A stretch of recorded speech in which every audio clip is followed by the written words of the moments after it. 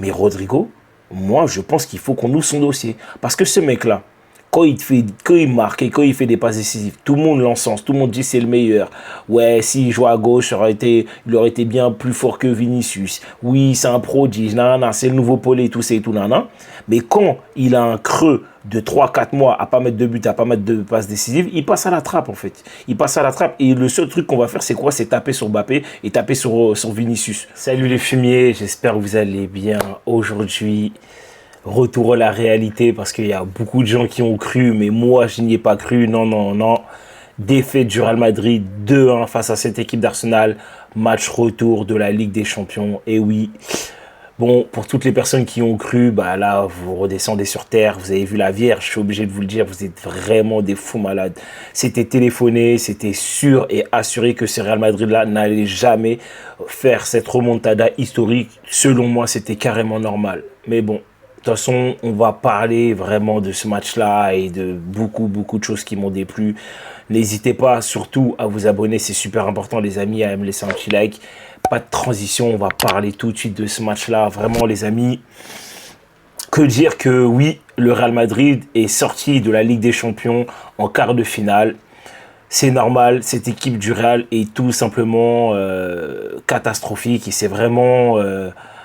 un Real Madrid qui a été vraiment catastrophique tout au long de la saison. Cette équipe-là du Real Madrid, ce match-là, c'est vraiment l'image même du Real Madrid de toute la saison. Vraiment toute la saison, ça a été vraiment indigeste à regarder. C'était catastrophique. Je pense que, sans vous mentir, il y a eu que peut-être 2 ou 3 matchs où je me dis « Ouais, c'était passable », mais là, franchement, c'était catastrophique. C'était catastrophique, les joueurs nous ont vendu du rêve, les supporters nous ont vendu du rêve, le club nous ont vendu du rêve, mais j'étais le seul à ne pas rêver.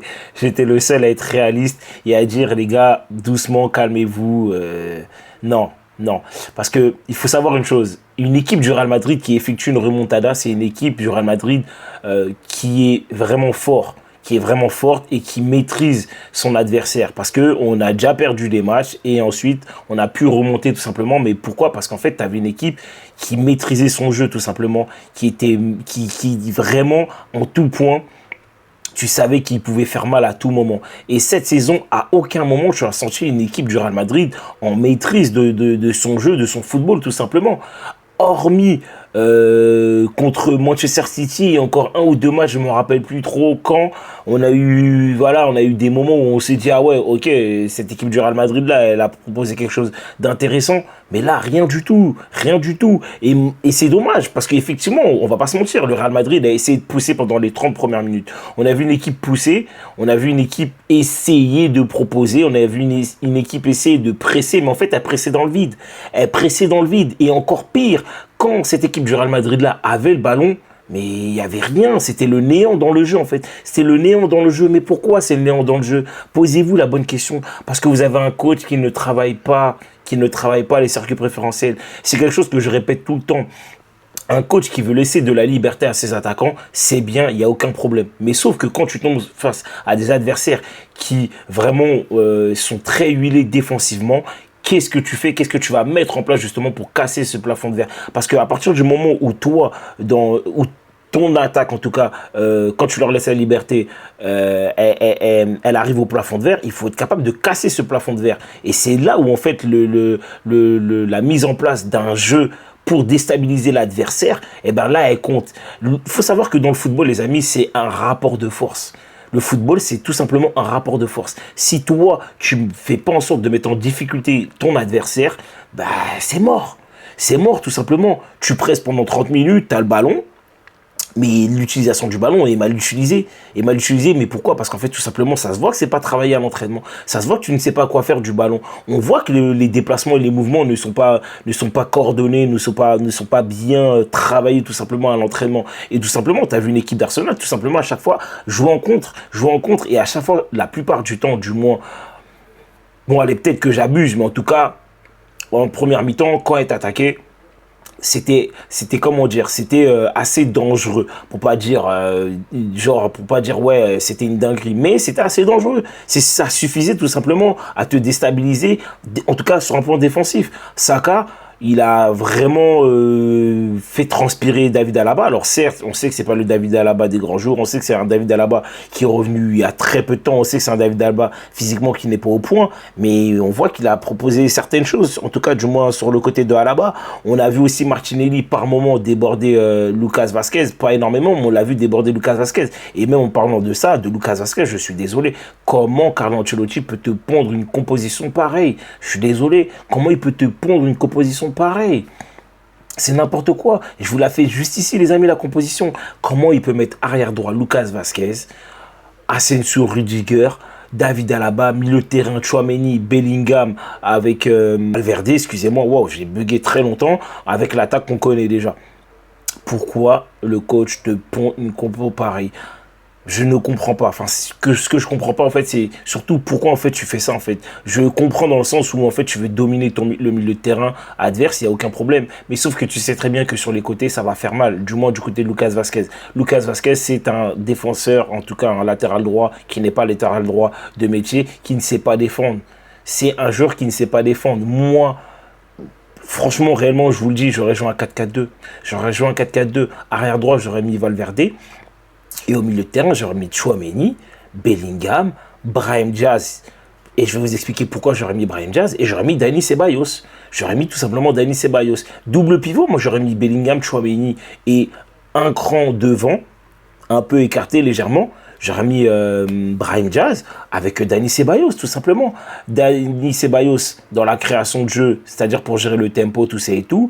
Bellingham pour ressortir le ballon. Ou au pire des cas, si tu veux, tu peux inverser, tu peux mettre Dani Ceballos en double pivot avec Tchouaméni et du coup, Bellingham un cran plus haut. Et Brahim Diaz, lui, ça aurait été un joueur qui aurait été capable de déstabiliser tout simplement l'adversaire par sa percussion, parce que c'est un joueur assez virtuose, un peu avec ses chaloupés, un peu à la Lionel Messi, toute proportion gardée. Il n'a pas le niveau de Lionel Messi, mais vous comprenez ce que je veux dire.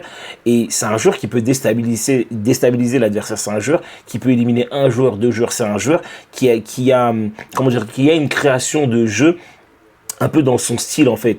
Et je pense que ça aurait pu apporter quelque chose. Mais factuellement, il n'a pas fait ça. Et on a vu que la toute première mi-temps, ça a été très compliqué, très compliqué.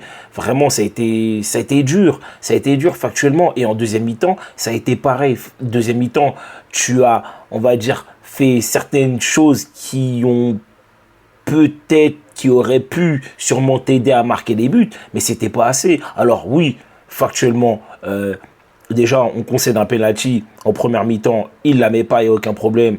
C'est cool. Il y a un penalty qui avait été sifflé, mais finalement, la VAR, je ne sais pas trop ce qu'elle a sifflé. Est-ce que c'est un hors-jeu? Est-ce que c'est, oui, finalement, il y a faute, il n'y a pas faute? En fait, réellement, on ne sait pas. Et factuellement, je pense que ça aussi, cette action-là, c'est un tournant parmi plein d'autres choses qui ont fait que derrière, tu peux pas remonter cette remontada-là. Et en deuxième mi-temps, je suis désolé. C'était le néant dans le jeu, c'était encore compliqué. Le seul mec qui potentiellement pour moi, on va dire a essayé d'apporter quelque chose offensivement, c'est tout simplement Vinicius. Il a essayé, mais sauf qu'il est isolé, et il a essayé, isolé, il est tout seul. Il n'y a rien dans la surface de réparation, mais pourquoi? Parce qu'encore une fois, c'est quelque chose qui n'est pas travaillé. Rodrigo, aujourd'hui, il a tenté 0 dribble, c'est une dinguerie, et il a tiré qu'une seule fois. Mbappé a été très mauvais ici, il a essayé, il a tenté, il n'a pas réussi. Mais Rodrigo, moi je pense qu'il faut qu'on ouvre son dossier. Parce que ce mec-là, quand il marque et quand il fait des passes décisives, tout le monde l'encense, tout le monde dit c'est le meilleur. Ouais, s'il jouait à gauche, il aurait été bien plus fort que Vinicius. Oui, c'est un prodige, c'est le nouveau Pelé, tout ça et tout, Mais quand il a un creux de 3-4 mois à pas mettre de but, à pas mettre de passes décisives, il passe à la trappe en fait. Il passe à la trappe et le seul truc qu'on va faire c'est quoi? C'est taper sur Mbappé et taper sur Vinicius. Oui, Mbappé c'est censé être le leader. Oui, Vinicius c'est censé être le leader. Oui, Mbappé c'est censé être soi-disant le nouveau Cristiano Ronaldo. Vinicius c'est censé cela. Non. En fait, moi, c'est ça qui m'énerve. C'est que Rodrigo, il passe trop à la trappe. Et moi, ça me fatigue, en fait. Ça me fatigue. Vraiment, il me fatigue. Aujourd'hui, il a été naze. Mbappé, il a été mauvais. Vinicius, pas mieux que ses homologues, mais en tout cas, il a essayé quelque chose. Milieu de terrain, c'était très compliqué. Bellingham a tenté, mais il est esselé. Son attitude est très bonne, mais en fait, dans tout ce qui a suivi à côté, ça n'a servi à rien. Défensivement, tu concèdes beaucoup d'occasions, tu fais des erreurs de placement, de positionnement, tu prends des buts. Tu prends 2 buts, donc tu veux quoi de plus en fait? Et tout ça, en fait, ce Real Madrid-là, c'est tout simplement l'image du Real Madrid depuis le début de saison. Et c'est là où moi, je pense que Carlo Ancelotti, il faut qu'il arrête, il faut qu'il parte en fait. S'il a une dignité, s'il se respecte lui-même, il faut qu'il stoppe tout de suite en fait, tout de suite. Il faut qu'il arrête. Il faut qu'il arrête. Même s'il gagne la Coupe du Roi en finale, potentiellement, ou s'il arrive à prendre la Liga, il faut quand même qu'il arrête. On n'en peut plus. Il faut du sang neuf, il faut du nouveau, il faut de nouvelles idées, en fait, pour cette équipe du Real Madrid. Je suis désolé. Il faut vraiment de nouvelles idées. Parce que on me dit oui, mais ouais, peut-être qu'avec Xabi Alonso, ouais, il aurait pas fait mieux. Non, non. Mais les gars, vous êtes sérieux, quoi. Vous pensez qu'avec Xabi Alonso, dans le jeu, tu proposes pas mieux? Vous êtes des malades, les gars.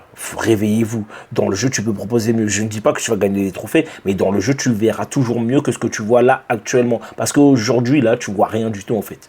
Tu vois rien du tout. Avec les joueurs que tu as, tu peux proposer mieux. On va pas me dire qu'avec un Tchouaméni, un Kamavinga, un Bellingham, un Dani Ceballos, un Modric, un Vinicius, un Mbappé, un Brahim Diaz, un Rodrigo, un Hendrick et j'en passe, vous pouvez pas me dire que dans le jeu, on peut pas proposer mieux. Donc au bout d'un moment, il faut arrêter de se foutre de la gueule du monde. Carlo Ancelotti, merci pour tous les bons travaux, parce que faut le dire clairement quand même, il a apporté beaucoup de choses au Real Madrid. Il a apporté de la sérénité, de la stabilisation pour les joueurs et plein d'autres choses. Mais il faut qu'il parte de mon club. Il faut qu'il parte de mon club. Voilà, c'était téléphoné. C'est ridicule de dire ça, de voir comment le Real perd, mais c'est comme ça. Il faut des fois une grosse défaite, une bonne claque dans les fesses pour en fait tout simplement apporter du sang neuf et du renouveau. J'espère que Florentino Pérez va se bouger pour le recrutement, va se bouger pour un nouveau coach. Et puis tout simplement, on verra bien. De toute façon, je pense que je vais vous pondre au moins 1 ou 2 vidéos sur pourquoi en fait tout simplement cette saison le Real Madrid a eu du mal, qui sont les responsables, qui ne sont pas les responsables, et potentiellement parler d'un nouveau coach si jamais il y a des rumeurs qui en parlent. En tout cas les amis, j'espère que la vidéo vous aura plu. Surtout n'hésitez pas à vous abonner, à partager ça à vos amis, c'est super important, à me laisser un petit like et un petit commentaire, parce qu'il faut comprendre que quand vous faites ça, ça fait pousser la vidéo au niveau de l'algorithme de YouTube, et ça, c'est ça qui donne de la force. En tout cas les amis, on se revoit pour la prochaine. Allez, ciao les fumiers.